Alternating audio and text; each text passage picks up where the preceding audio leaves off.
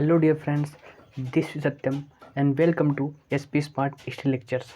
दोस्तों, आज मैं जितने आपको मैंने चैप्टर्स पढ़ाए हैं verb, tense, conditional sentence, participle, मतलब जितने भी चैप्टर्स मैंने आपको इंग्लिश करा दिए हैं उन सब का मैं आज रिवाइजन करवाऊँगा। जो भी इम्पोर्टेंट कॉन्सेप्ट्स हैं उनके, मैं आज उनको आपको, जो बहुत ही इम्पोर्टेंट कॉन्सेप्ट है जो आपके एग्ज़ाम में आए हुए हैं, जो कॉन्सेप्ट है मैं उनको आपके साथ डिस्कस कर रहा हूँ दोस्तों। तो चलिए स्टार्ट करते हैं। तो जो आपके एग्ज़ाम के लिए बेहद ही इम्पोर्टेंट होंगे। ओके दोस्तों, तो चलिए हम उनका अध्ययन करते हैं। तो फर्स्ट ऑफ ऑल दोस्तों फ्रेंड्स, आता है आपका पहला कॉन्सेप्ट ये कहता है अगर वर्ब आ जाए आपकी, ठीक दोस्तों, वर्ब के बाद अगर आपको यूज्ड टू दिख जाए, आपको पता होगा ये किसका वर्ब का टॉपिक है, वर्ब बेसिक का। वर्ब के बाद used to, verb plus use to, तो इसके बाद दोस्तों आपकी जो आने वाली वर्ब होगी वो आईएनजी फॉर्म में होगी, that is in ING form.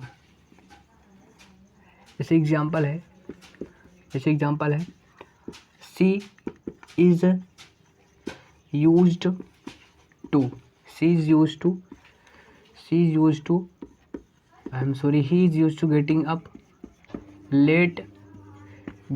Late in the morning. Okay दोस्तों, getting up late in the morning. Okay friends, ये हो गया अगला कॉन्सेप्ट हमारा। इसके बाद चलते हैं अगले कॉन्सेप्ट की ओर दोस्तों। शायद दोस्तों यहाँ पर थोड़ा सा फैन चल रहा है तो थोड़ा आपको वॉइस में प्रॉब्लम होगी, तो थोड़ा एडजस्ट कर लीजिएगा। ओके दोस्तों, तो चलिए स्टार्ट करते हैं। अगला जो कॉन्सेप्ट है हमारा उसका अध्ययन करते हैं। अगला जो इम्पोर्टेंट कॉन्सेप्ट है दोस्तों ये हमारा ये है कि जो आपके होते हैं वर्ड, जैसे आपके वर्ड होते हैं क्वालिटी ऑफ, और इसके बाद आपको मिल जाए क्वांटिटी ऑफ। ओके दोस्तों, और इसके बाद अनकाउंटेबल नाउन मिल जाए आपको। क्या दोस्तों, आपको क्या मिल जाए इसके बाद? अनकाउंटेबल नाउन मिल जाए दोस्तों।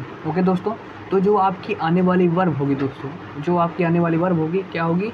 Singular verb. क्या होगी दोस्तों? Singular verb. ठीक, आप एग्जाम्पल देखना चाहेंगे तो दोस्तों इसका एग्जाम्पल क्या है? इसका एग्जाम्पल है दोस्तों, इसका एग्जाम्पल है जैसे इसका एग्जाम्पल है quantity of money is sufficient. Okay दोस्तों, तो आपने यहाँ देखा कि क्वांटिटी ऑफ के बाद आपको क्या दिखा? Money is a uncountable noun. तो आपकी जो आने वाली वर्ब होगी वो कैसी और होगी? सिंगुलर वर्ब होगी। वो दोस्तों आपकी आने वाली वर्ब क्या होगी? सिंगुलर वर्ब होगी। वो दोस्तों इसके बाद जो अगला कॉन्सेप्ट है, देखिए कॉन्सेप्ट बहुत ही इंपॉर्टेंट है आपके एग्जाम्स के लिए। अब देखिए अगला कॉन्सेप्ट क्या है। अगला कॉन्सेप्ट मैं आपको दिखा रहा हूँ। जैसे आपके एक शब्द है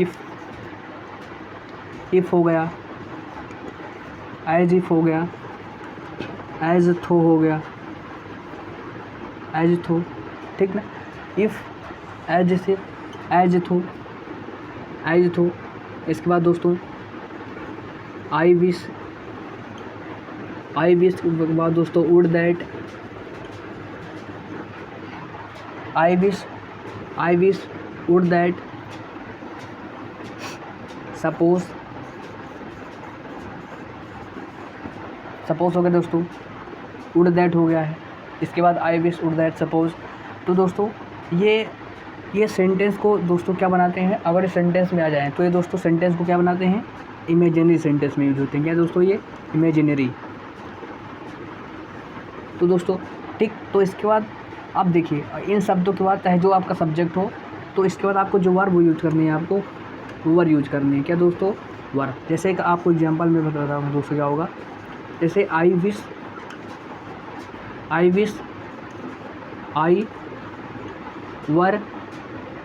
वर अ बर्ड। मेरी इच्छा है कि मैं एक पक्षी बन जाऊं दोस्तों। तो यहाँ पर क्या है? इमेजिनेशन टेंस है, तो हमने किसका यूज़ कर दिया दोस्तों? वर्ब का यूज़ कर दिया। किसका दोस्तों? वर्ब का यूज़ किया। यहाँ पर चाहे जो सब्जेक्ट हो मैटर नहीं करता, लेकिन आपकी वर्ब क्या होगी? सिंगुलर वर्ब का यूज़ होगा। ओके दोस्तों, आई होप यहाँ तक का आपको कॉन्सेप्ट क्लियर होगा। इसके बाद दोस्तों चलिए इसके बाद दोस्तों यहाँ पर मैं आपको कॉन्सेप्ट बताता रहा हूँ। अगला कॉन्सेप्ट क्या है?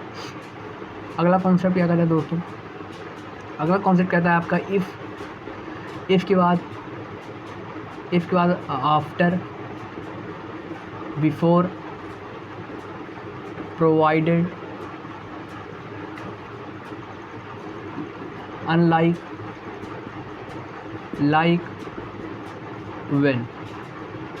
दोस्तों ये कुछ शब्द हैं जैसे if, as if, provided, like, after, when. इन सब के बाद दोस्तों, इनके बाद आप सब्जेक्ट के बाद आप विल और शैल, विल या शैल का यूज नहीं होता, इनके साथ विल या शैल का यूज नहीं होता। ओके दोस्तों, इनके बाद हम सिंपल प्रेजेंट टेंस का यूज़ करते हैं। जैसे एग्जांपल आप कहेंगे सर एग्जांपल बताइए, तो एग्जांपल है if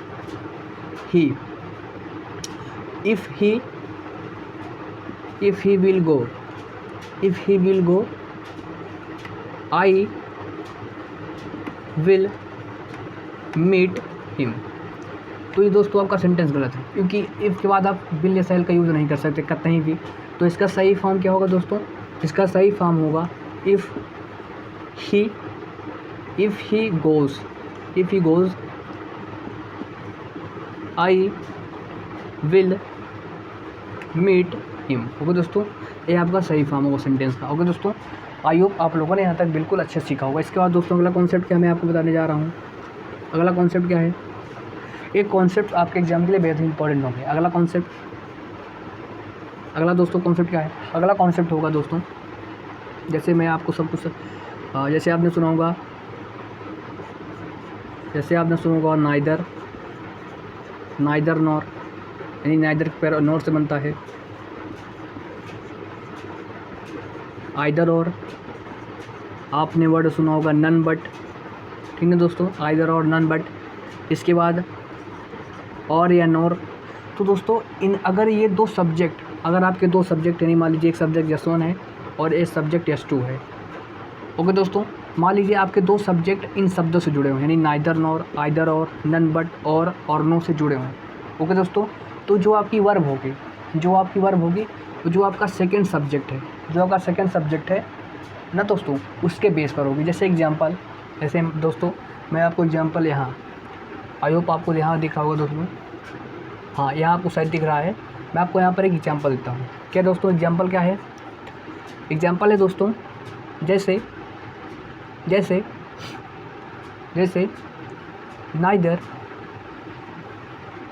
neither he nor his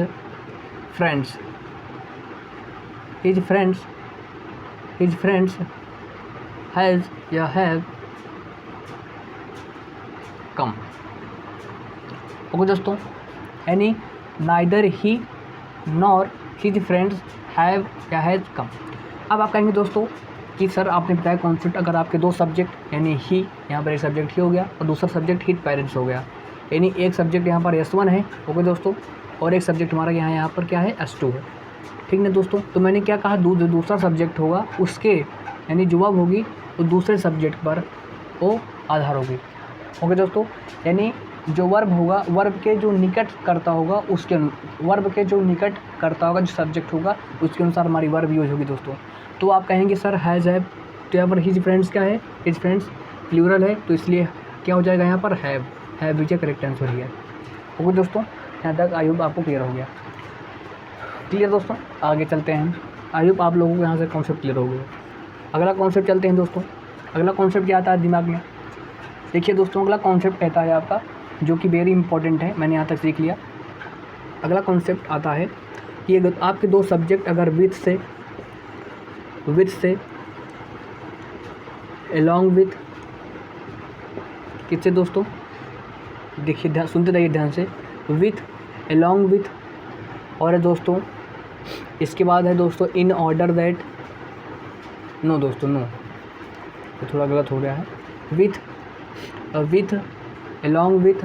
इसके बाद दोस्तों आपको कैसे, तो दोस्तों यहाँ से एक थोड़ा यहाँ और लिख लीजिएगा।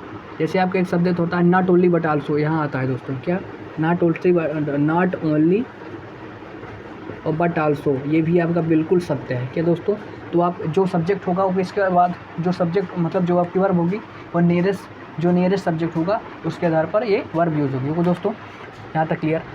अब जैसे आपके जो सब्जेक्ट विथ से अलॉन्ग विथ से जुड़े हों दोस्तों, विथ से अलॉन्ग विथ से और एंड नॉट से, अलॉन्ग विथ से अलॉन्ग विथ से एंड नॉट से इन एडिक्स, तो दोस्तों जो आपका सब्जेक्ट होगा ना वो पहले के अनुसार होगा, यानी पहले सब्जेक्ट के अनुसार। जैसे मैं आपको लिख रहा हूँ कि दोस्तों ही, बिल्कुल छोटा सा एग्जाम्पल, ही विथ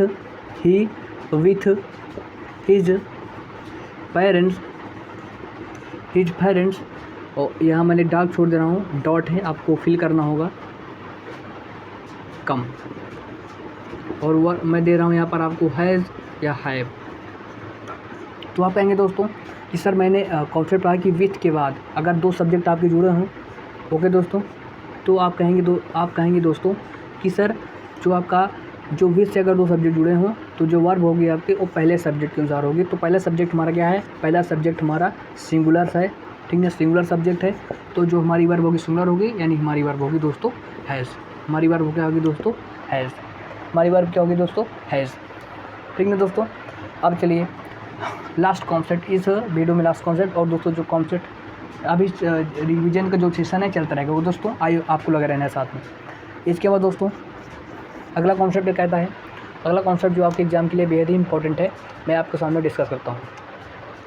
हाँ देखिए दोस्तों, आपने सुना होगा, जैसे आपने सुना होगा दोस्तों, काउंट कलेक्टिव नाउन। क्या दोस्तों? Collective noun. क्या दोस्तों? कलेक्टिव नाउन, यानी समूहवाचक संज्ञा। ये दोस्तों क्या दोनों को समूहवाचक संज्ञा जनरली, यानी सामान्यतः हम इनके साथ क्या यूज करते हैं दोस्तों? इनके साथ हम सिंगुलर वर्ब का यूज़ करते हैं जनरली, ठीक है दोस्तों। लेकिन जब सेंटेंस या जब आपको ऐसा लग रहा है कि प्रत्येक व्यक्ति का बोध हो रहा है, यानी मतभेद है इनके बीच, तो दोस्तों हम इनके साथ प्लूरल वर्ब का भी यूज़ करते हैं। जैसे एग्जांपल, दोनों एग्जांपल मैं आपको दिखाता हूँ, तो ये दोस्तों सीखते हैं। जैसे आपको यहाँ पर दिख रहा होगा शायद, जैसे एग्जांपल मैं लिख रहा हूँ दोस्तों, जैसे दोस्तों द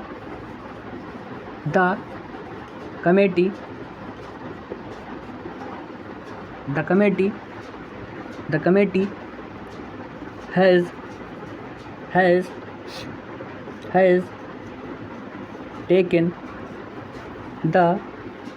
taken the decision।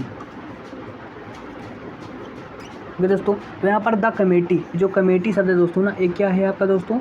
ये कलेक्टिव नाउन, ठीक है दोस्तों। और ऐसा आपको लगना है कमेटी ने निर्णय ले लिया दोस्तों, ठीक ना। तो क्योंकि इससे ना किसी मतभेद का बोध हो रहा है, ना प्रत्येक व्यक्ति का बोध हो रहा है, तो हमने किसका यूज़ किया दोस्तों? वर्ब का यूज़ किया, सिंगुलर वर्ब का यूज़ किया।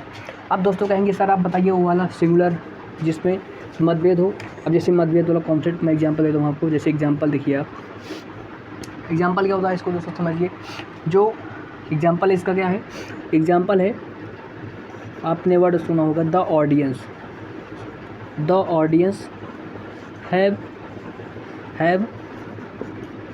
Taken there seat. अब देखिए दोस्तों, the audience have taken there seat. अब ये देखिए, अब ऑडियंस देखिए, ऑडियंस ने अपनी सीट ले ली है, यानी सीट पर बैठ चुके हैं। अब यहाँ पर देखिए ऑडियंस, तो प्रत्येक ऑडियंस यानी हर एक ऑडियंस अपनी सीट लेके बैठेगा, तो यहाँ पर प्रत्येक व्यक्ति का बोध हो रहा है ना दोस्तों, आपको ऐसा लग रहा है ना। तो इसलिए यहाँ पर हमने किसका यूज़ किया? प्लूरल। हमने किसका यूज़ किया दोस्तों? प्लूरल वर्ब का यूज़ किया। किसका दोस्तों? प्लूरल वर्ब का। अब दोस्तों चलिए अगला कॉन्सेप्ट, यहीं पर मैं आपको अगला कॉन्सेप्ट देता हूँ, यहीं पर जस्ट अगला कॉन्सेप्ट रिवीजन है आपका को दोस्तों। अब आपने सुना होगा दोस्तों लेट्स। तो लेट अस या लेट्स, अगर आपको सेंटेंस मिले, अगर आपका कहे इसका, अगर आपका पूछे एग्जांपल, आपको क्वेश्चन मिलेगा, ग्रामेटिकल एरर में पूछ सकता है, आपको इसमें फिलिंग द ब्लैंक्स दे सकता है, आपको भरना पड़ेगा। क्वेश्चन इसका देगा, क्वेश्चन टैग कैसे बनेगा? तो अगर आपका सेंटेंस शैल वी से लेट्स या लेट अस से शुरू हो, तो आपका क्वेश्चन टैग क्या लगता है? Shall we. क्या लगता है दोस्तों? Shall we. मैं यहाँ पर लिख दे रहा हूँ कि अगर आपके सेंटेंस की शुरुआत किससे हो रही है? लेट अस, शायद आपको दिख रहा होगा, लेट अस या लेट्स से अगर आपके सेंटेंस की शुरुआत हो रही है दोस्तों, तो क्वेश्चन टैग के रूप में आप किसका यूज़ करते हैं दोस्तों? शैल वी का। क्वेश्चन टैग के रूप में किसका यूज़ करते हैं दोस्तों? शैल वी का यूज़ करते हैं। आई होप आप लोगों को यहाँ क्लियर होगा। इसके बाद दोस्तों अगले कॉन्सेप्ट को चलेंगे, अगला कॉन्सेप्ट सीखते हैं। यहीं पर मैं आपको अगला कॉन्सेप्ट शो करता हूँ इसी का, जो मतलब रिवीजन का अगला कॉन्सेप्ट है। अगला कॉन्सेप्ट मैं आपको एक एग्जांपल देता हूँ, आपको उसमें बताना होगा कि मैं ये होमवर्क है, आपको बताना होगा कि इसमें कौन सा ग्रामेटिकल एरर है, यानी आपको इसमें फाइंड करना है ग्रामेटिकल एरर, ठीक ना। क्या दोस्तों, आपको फाइंड करना है इसमें grammatical error, what is the grammatical error in this. Okay दोस्तों, तो आपको ग्रामेटिकल एरर बनाना है। जैसे मैं देता हूँ क्वेश्चन यहाँ पर, आपको कमेंट करना है आंसर में इसमें कौन सा मतलब किस पार्ट में मिस्टेक है। जैसे दोस्तों, जैसे मैं यहाँ लिखता हूँ ही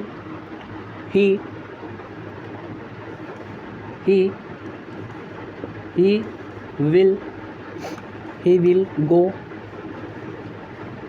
there when she will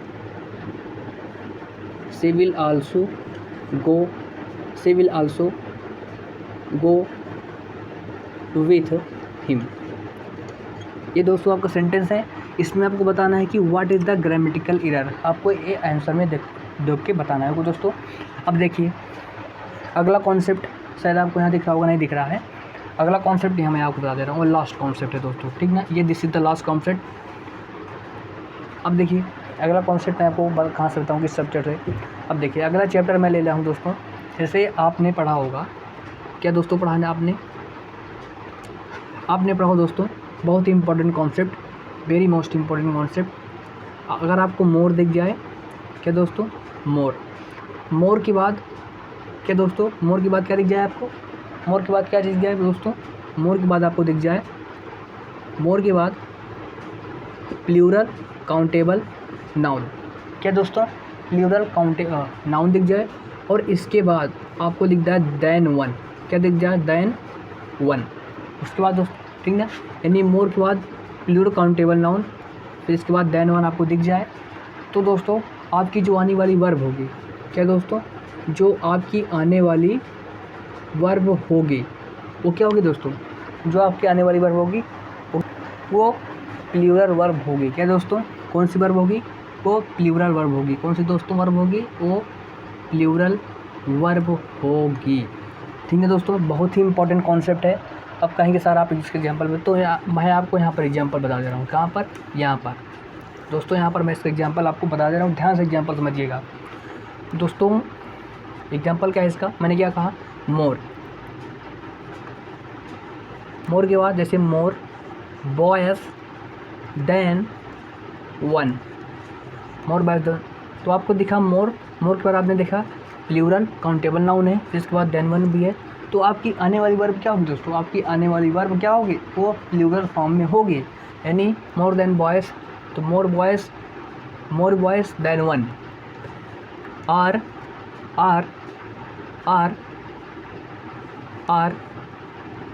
going there.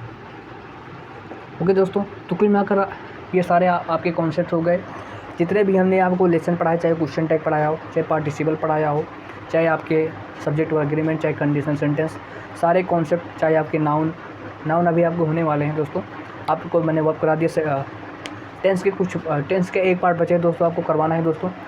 तो यहाँ से दोस्तों सारे, यहाँ से ये पहला पार्ट था, इसका सेकंड पार्ट भी अपलोड होगा दोस्तों।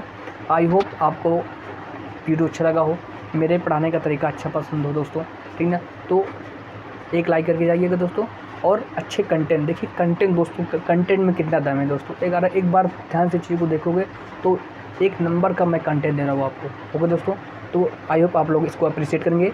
चलिए दोस्तों, इस क्लास में फ़िलहाल इतना ही, मिलते हैं नेक्स्ट वीडियो में। जय हिंद, जय भारत।